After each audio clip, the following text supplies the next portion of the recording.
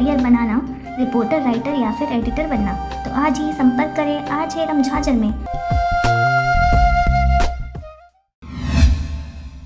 खबर है मुंगेली जिले का। वैसे तो यह मामला केवल मुंगेली का नहीं है, बल्कि पूरे छत्तीसगढ़ से जुड़ा हुआ है। जब से धारा 144 कोरोना महामारी को देखते हुए लागू किया गया है, तब से पूरा व्यापार ठप पड़ा हुआ है। परंतु धीरे धीरे गिरते अर्थव्यवस्था को देखते हुए केंद्र सरकार सहित राज्य सरकार के द्वारा कई संस्थानों को छूट दी गई। परंतु अब स्थिति ऐसी है कि ज्यादातर दुकानें तो अब खुल चुकी हैं, परंतु अब तक शिक्षा और एंटरटेनमेंट सहित जोश से भर देने वाले ध्वनि विस्तारक यंत्रों को परमिशन नहीं दिया गया है, जिसकी वजह से इन पेशों से जुड़े हुए लोगों की आर्थिक स्थिति धराशायी हो चुकी है। और अब स्थिति ऐसी है कि लोग सड़क पर आ चुके हैं। कोचिंग संस्थान महीनों से बंद पड़े हैं, बच्चे पढ़ाई से बहुत दूर जा चुके हैं। नाम मात्र के लिए यूट्यूब और ऑनलाइन क्लासों का हवाला दिया जा रहा है, परंतु हकीकत की पढ़ाई बिना लाइट के पंखा, फ्रिज और कूलर जैसा हो गया है। ऐसी ही स्थिति मूवी थिएटरों का भी है, जहां पर मॉल तो खोल दिए गए हैं, परंतु मॉल की जान पीवीआर नहीं खोला गया। बीते दिनों ध्वनि विस्तारक यंत्र चलाकर अपना जीवन यापन करने वाले लोगों के द्वारा थक हार कर मुख्यमंत्री के नाम कलेक्टर को एक बार फिर ज्ञापन सुपुर्द किया गया है। मुंगेली जिला के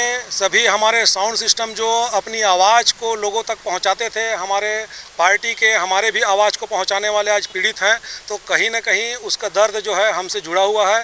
ये लोग भी हमसे बाहर नहीं हैं, इनके पास रोजी रोटी की समस्या तो आई है, लेकिन इस समस्या का निदान कैसे करना है, इन विषयों पे ज्ञापन देने के लिए आए हैं। खबर के अनुसार बीते दिनों बिलासपुर के डीजे संचालकों के द्वारा और फिर मुंगेली के डीजे संचालकों के द्वारा मुख्यमंत्री के नाम एक बार फिर से कलेक्टर को ज्ञापन सुपुर्द किया गया है। यहाँ देखने वाली बात यह है कि एक और लॉकडाउन के दौरान भी छत्तीसगढ़ के पारंपरिक तीज त्योहारों में बड़े खुशी और हर्षोल्लास के साथ मनाने वाले मुख्यमंत्री कोई कसर नहीं छोड़ते।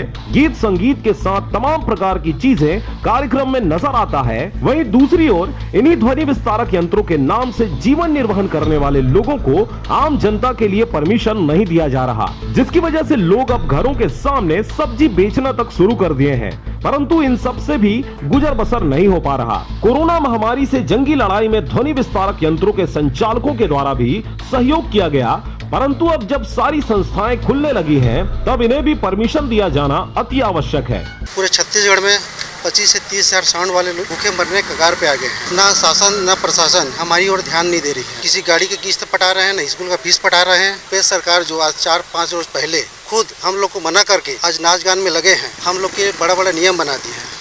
शासन और प्रशासन से निवेदन है, हम लोग को भी कुछ शर्त और नियम के तहत ढिलाई दिया जाए। शासन हमारी बात को नहीं मानती तो हम आत्मदाह करने के लिए भी तैयार है। कलेक्टर को दिए गए ज्ञापन में डीजे संचालकों ने कहा कि अब बहुत हुआ, हमने कई बार मुख्यमंत्री से परमिशन की मांग रखी, परंतु अब तक किसी भी प्रकार का कोई जवाब उनके द्वारा हमारे लिए नहीं आया है, जिससे परेशान होकर अब सड़क की लड़ाई लड़ने को वे आतुर हो रहे हैं। कुछ नहीं है, मैं साउंड के भरोसा हूँ। 5-6 महीने से बंद हुआ है, अब हमारे लोग बच्चे सड़क में आने वाले हैं, चालू करवा देना चाहिए। मैं शासन से ही अनुरोध करूँगा, जिस तरह से सभी व्यापारियों को चांस दिया गया, दुकान खोलने के लिए टाइम दिया गया है, उसी तरह हम लोगों को भी कुछ टाइम दिया जाए, समय दे करके हमारा भी परिवार को ध्यान देते हुए ये सब काम करना चाहिए। और इसी के साथ साथ सब स्पीकर साउंड वाले बैंक से भी लोन रखे हैं, अब उनका भी पटाने के लिए उनके पास पैसा नहीं है, तो उनमें भी छूट दिलाया जाए। शासन से मैं ही दरखास्त करूँगा। बहरहाल कोरोना महामारी व लॉकडाउन के बीच बहुत से शादी ब्याह जैसे कार्यक्रम बिना मसाले की सब्जी,